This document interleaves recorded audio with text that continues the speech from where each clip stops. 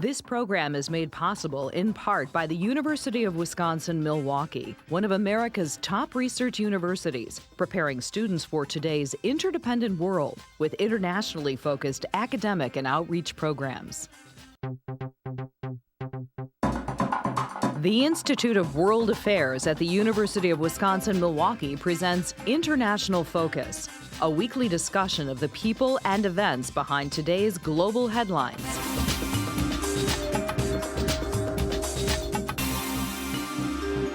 Now, here's your host, Doug Savage. Welcome to International Focus. In April 2015, the nation of Burundi was thrown into political crisis when President Pierre Nkurunziza announced his intention to stand for re-election. Opponents held that the nation's constitution barred him from a third term, but the government's constitutional court sided with the president. A failed coup attempt shortly thereafter prompted a violent purge which continues to this day. Reported human rights violations and abuses include killings, forced disappearances, rape, arbitrary arrest and detention, and torture.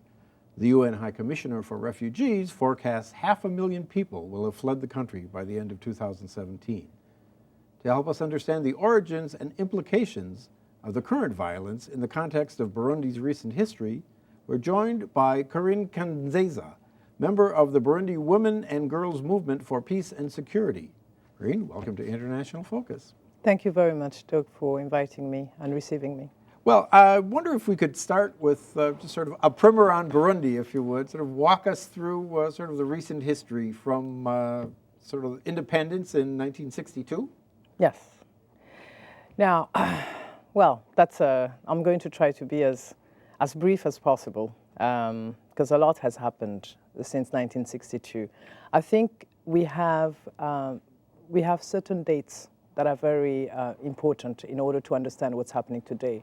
Some of them are 1965, where we had ethnic clashes between Hutus and Tutsis.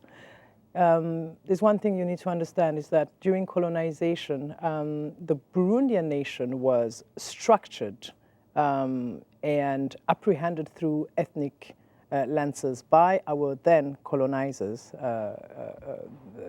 the Belgians. And so we were left with a certain legacy, ethnic legacy, which we're still grappling with up until now. So you have 1965, you have 1972, where the appraisal of a group of Hutu officers was actually repressed violently, and it has been said and reported that acts of genocide against the Hutu population were committed. 1993, in the 90s, I'm not sure if you remember, but there was this wave of democracy throughout the continent. Burundi, the administration at that time decided to go, for the first time, to go to elections and have democratic government in place. So our first Hutu president at that time was very tragically assassinated by a group of Tutsi officers, as it is allegedly known. A civil war was waged after that. There was different rebellions against the administration at that time, which eventually coalesced around one prominent Hutu rebel group under a name, the CNDD-FDD, who are currently now in power. And I think what is important to understand today is that what we are being faced with as a country is a level of violence that is being exerted by a political party that used to be a rebel group. It's very important to understand that, because what happened is that regardless of the fact that there was a peace negotiation process that was put in place by the region, backed by the international community, that rebel group has been unable to really evolve into a political party that is accountable to its citizens. So today, when we talk about 2015, the third, what we call the illegal third term, is the ultimate manifestation of a violation that has been going on from the time they came into power. And I think that's something that has not been said because, again, we have been somehow the orphans of the region in a way. Because I think for the last 10 years, we had very prominent civil society activists who denounced what was happening and were killed, were jailed, were hunted down. We had progressive political parties that emerged out of the then 2000 Arusha Peace Agreement, as it is commonly known, and they were also hunted down, killed, jailed. So there has been a very coherent terror system being put in place by the current government. So when in 2015 they went into the president Nkurunziza decided to go for a third term, it was just the last drop, really. So people went on the streets. The rest is tragically known. Women marched on the streets and were violently repressed. They were thrown into jails. Some of them died. Others fled. Those who couldn't flee ended up in mass graves. In one of those recent reports that we have, 14 mass graves have been officially identified. We believe that there are more mass graves. We have daily abductions, as you mentioned. We have a complete hijacking of the institutions. At the beginning, you mentioned that the Constitutional Court sided with the government, but the fact of the matter is the vice president of that same Constitutional Court fled the country and issued a statement and said we were coerced. They didn't have the vote, really, but they ended up having the vote because when you live in a repressive system, anything is possible. You will have, and that's always been my ongoing argument, because sometimes I always find myself in debating with other groups who are either pro-government or their spokespersons, and I always say, you will always have a checklist. You will tell us that you have the percentages, and you will have the numbers and the masses, and you've been voted in office. But as history tells us, every repressive regime, what I call a fascist regime, will always have the numbers because terror is the ultimate tool. So that's in a nutshell what's happening. It's a very volatile, very tragic situation, which has to be addressed quite urgently, I must say. So the two major ethnic groups, the Hutus and the Tutsis, may be familiar to viewers from some of the other conflicts in the region. So talk a little bit about how Burundi and the current situation plays into some of the other conflicts recently that people may be familiar with in Rwanda and elsewhere. Of course, most people will be familiar with what happened in Rwanda in 1994 when a million Tutsi, prominently Tutsi citizens were killed by the Habyarimana regime. But what I would like to, and we believe, my movement and other groups, we do believe that this is where we're heading in Burundi, and I'm going to talk to that a little bit. But first, I would like to talk about the Hutu and Tutsi cleavages. I always say in a very tragically ironic way that if there's one thing that Burundians might thank the regime of Bujumbura today is that through violence, Hutus and Tutsis have been united. Because today in our hometowns, when a Hutu and a Tutsi flee at night because there are militiamen training, chanting ethnic slurs and trying to really project an ambience of terror and control, total control in a locality, you'll find Hutu and Tutsi fleeing, running away from the authority. That is the first time that's happening in my country today. In its most recent political history. We've never had that before. We've had Hutus fleeing the country. We've had Tutsis in one really having some sort of cleavages going on. But today, a Hutu and Tutsi fear for their lives. So that is one thing. The other thing I wanted to say is that at the same time, this unity is a direct threat to the survival of the CNDD-FDD, the party in power. Because if you remove ethnicity from their narrative, their current narrative, then they're going to be judged according to other standards, which are leadership, accountability, service delivery to your people, and they cannot stand to that. They won't be able to respond to that. So ethnicity is very important. They need that in their narrative to explain well, to mobilize their masses. So you have today. That's what's happening. And then in terms of the region, how that plays out, I think, as much as Hutus and Tutsis are united, the government, as I just explained, is also trying its best to deunite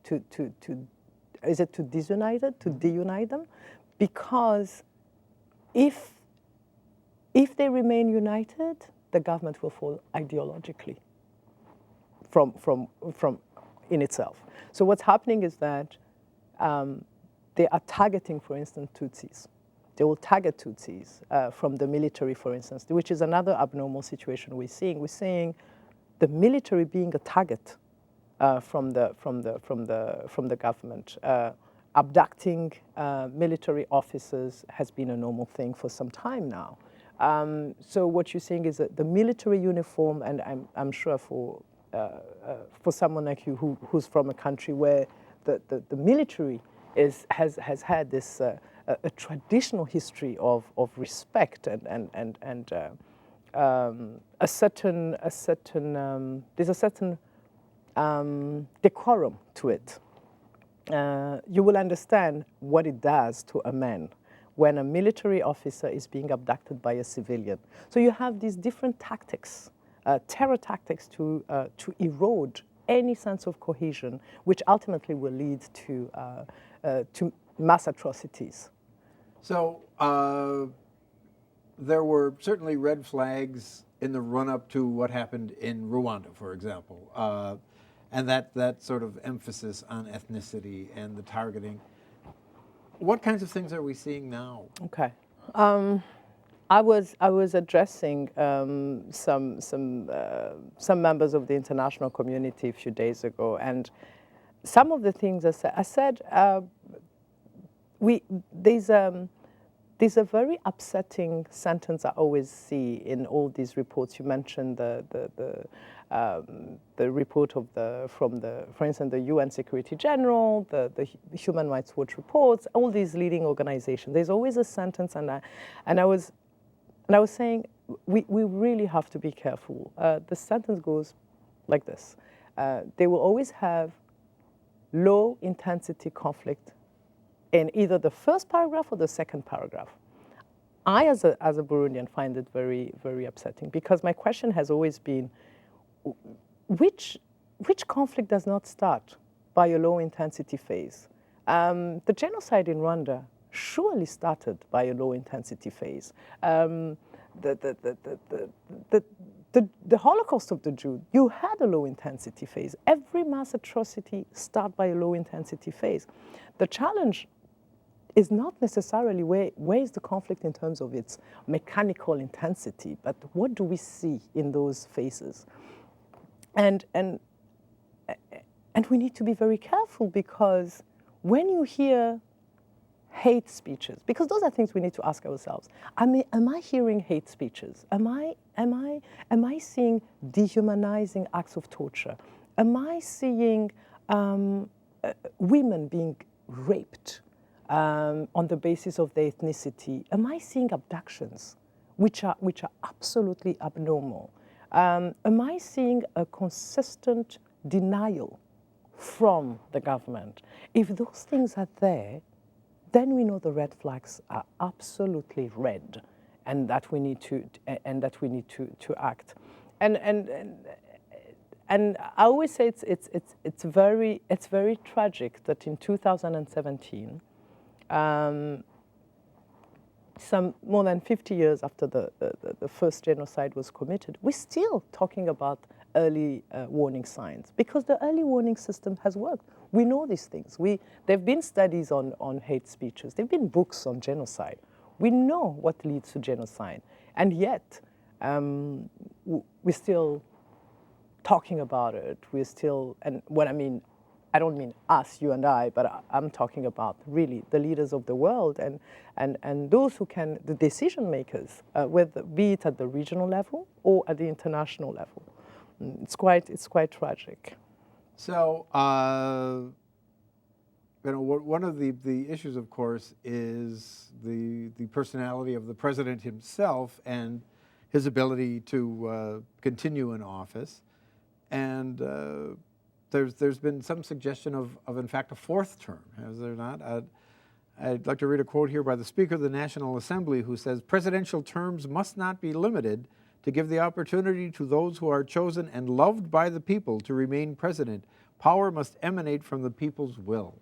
So what about this? I mean, is this part of the narrative that, in fact, the president is representing the will of the people and is this beloved figure?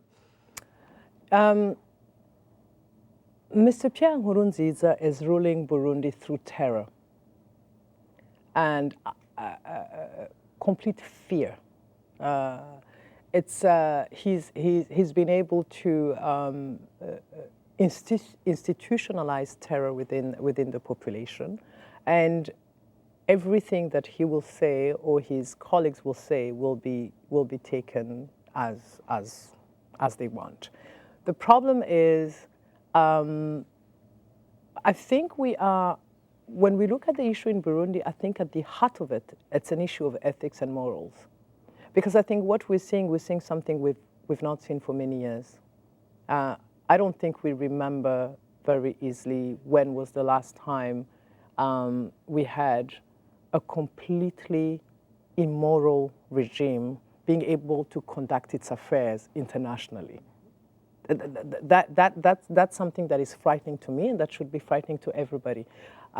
We have a president today who will portray himself as he leads a choir. He has been heard, and he's been on record uttering apocalyptic speeches on the crisis, saying that those who are against him will be, I think, cleansed by the fire, etc., etc.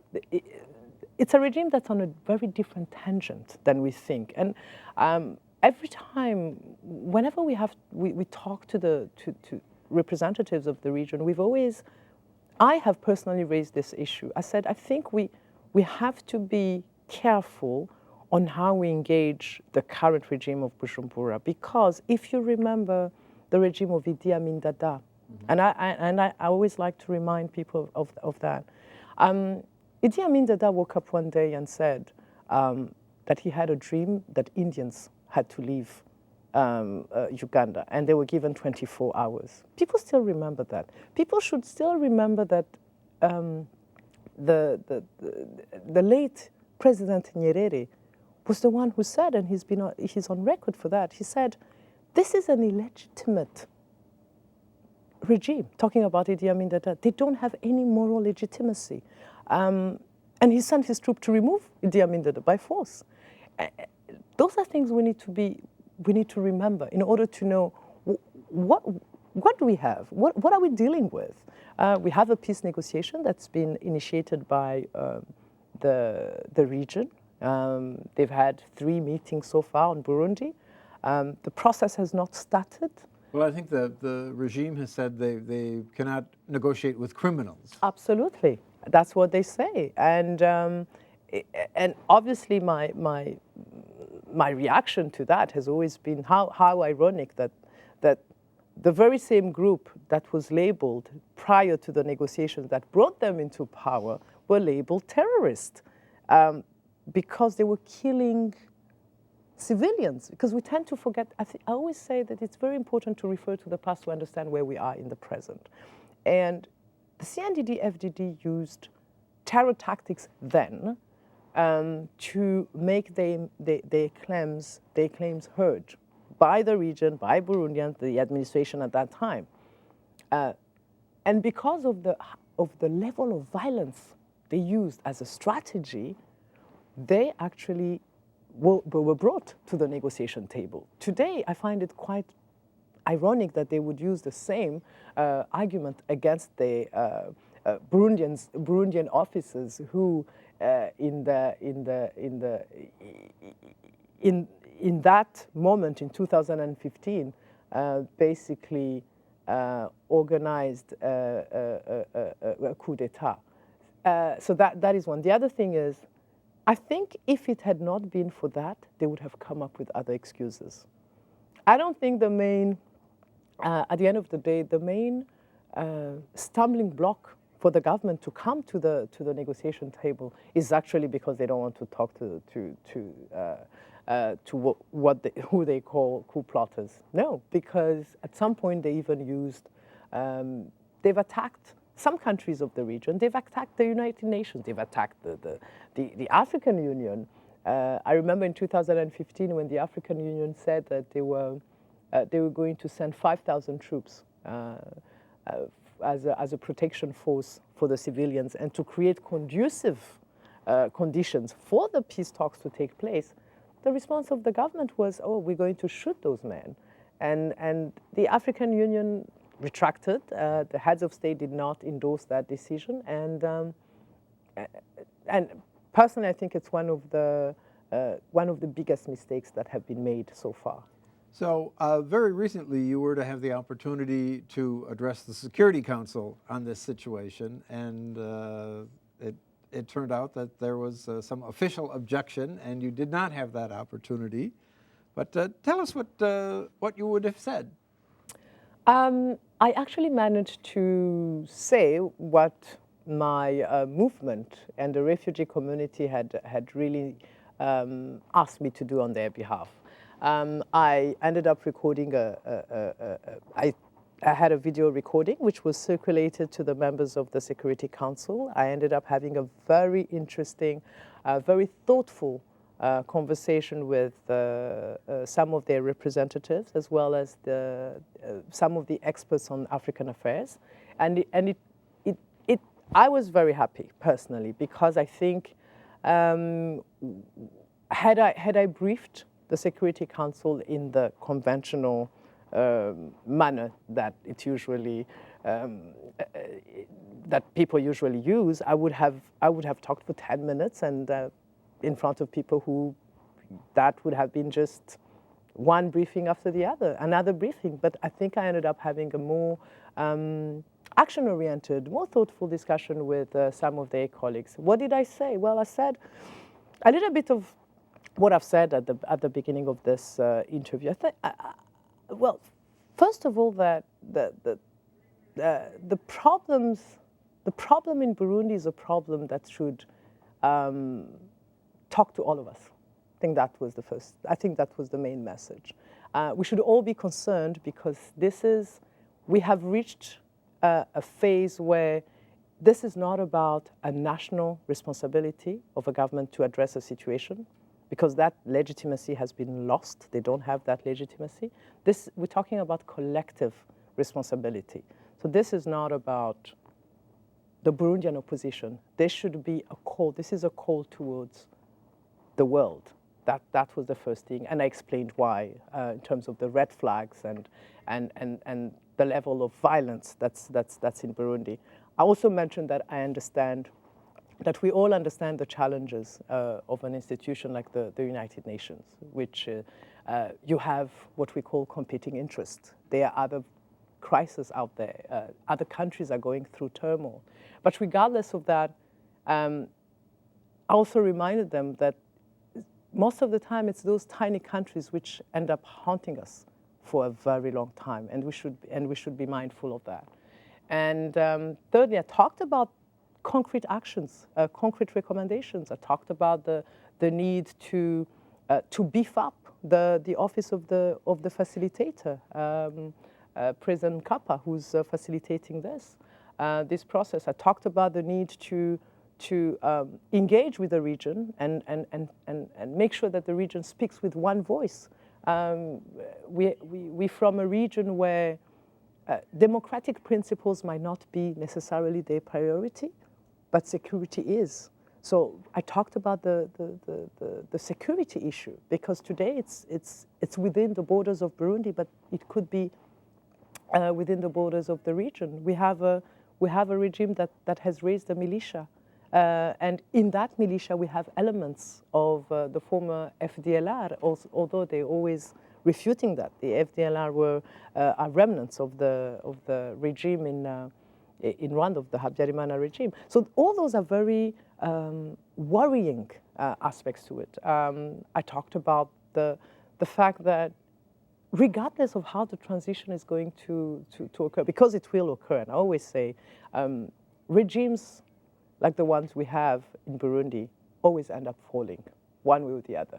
Well, we'll have to leave it at that optimistic note, but it's certainly something that our viewers should keep an eye on. Thank you. Carine. Thank you. Kaneza, thank you very much. And to our viewers, we'll see you next time on International Focus. Thank you.